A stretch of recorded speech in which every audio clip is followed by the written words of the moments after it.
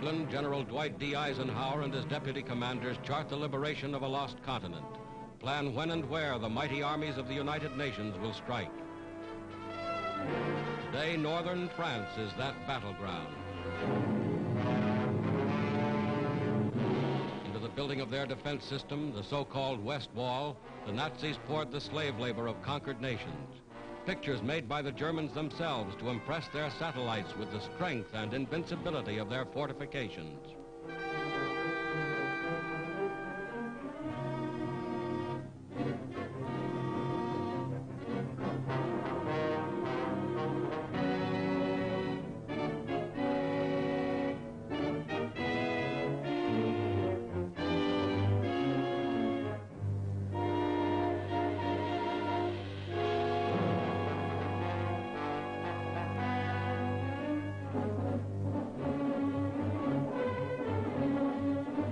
Within steel and concrete emplacements, 4 years in the making, the Germans have amassed every known weapon of defense. Whether those weapons are enough to stop the Allied onslaught will be proven in the struggle that lies ahead.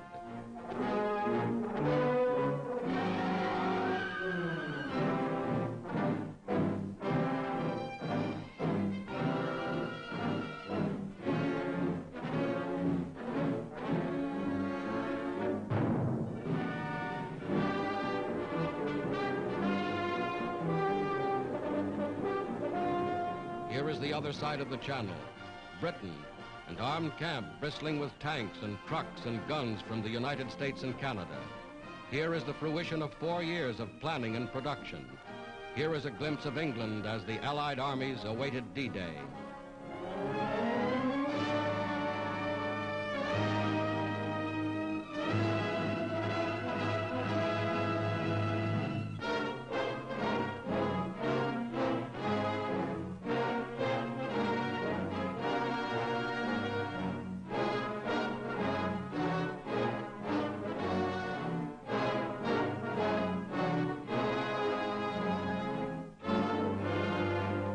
Locomotives built to run on continental railways, freight cars and tank cars to replace rolling stock destroyed by the Germans.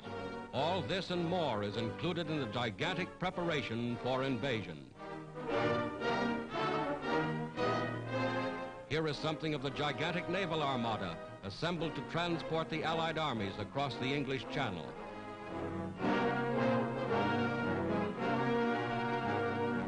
Here is something of the ingenuity of Allied engineers. Assault boats and invasion barges launched directly from the decks of the ships that brought them to England.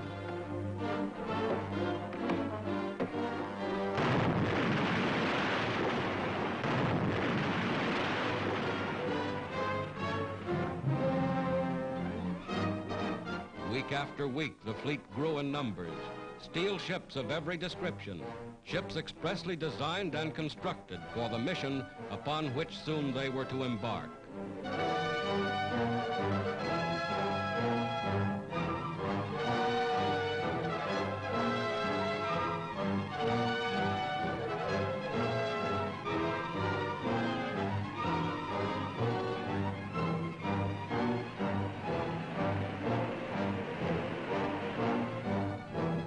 Nothing was left to chance.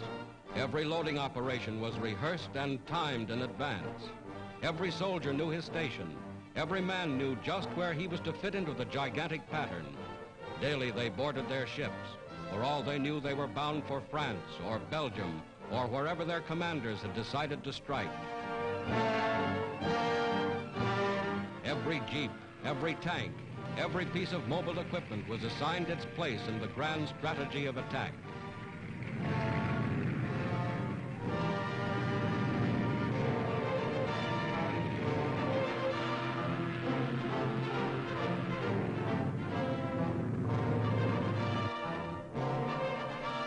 Then on the 5th day of June, 1944, just as you see them here, a fleet of more than 4,000 ships put out from England. This was D-Day, 4th anniversary of the Battle of Dunkirk, and the Allied armies were striking back.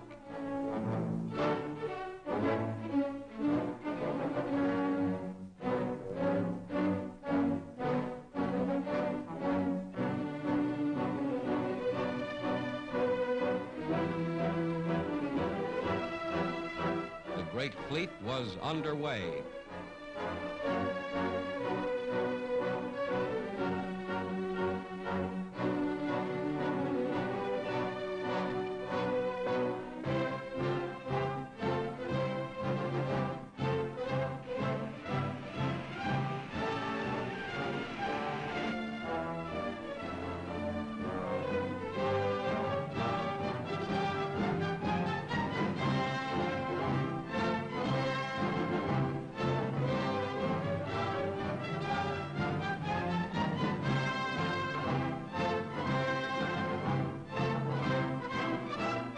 Morning of June 6th, this was the battleground. Fierce fighting around Caen. Vast squadrons of bombers and transports led the way. More than 11,000 planes spearheading the attack. Paratroopers landed in Normandy behind the coastal defenses. Landings made with timing and precision, perfected only through scores of rehearsals like this.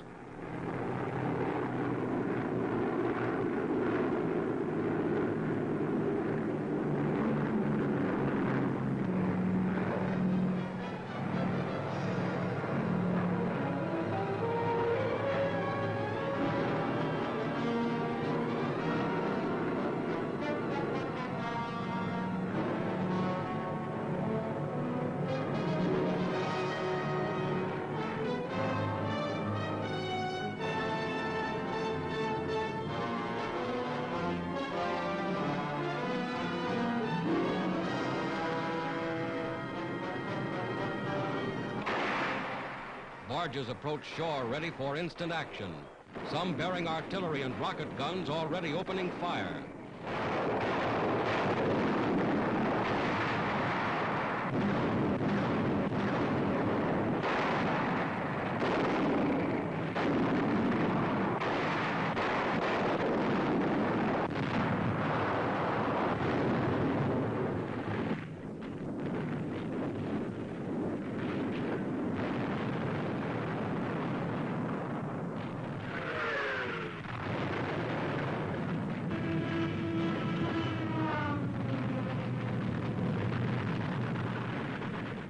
Today, just as in these scenes, the armies of the United Nations have made their first landings on the soil of Western Europe. Another of the great decisive battles of world history has been joined.